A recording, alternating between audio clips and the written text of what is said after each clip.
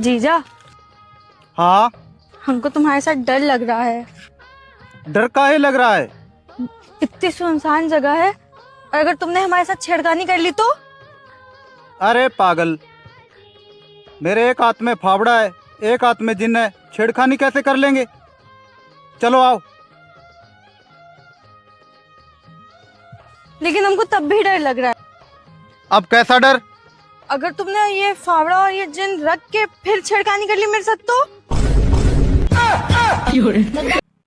अरे पागल, तू सच में डर रही है या फिर मुझे आइडिया बता रही है? चल आओ पगली।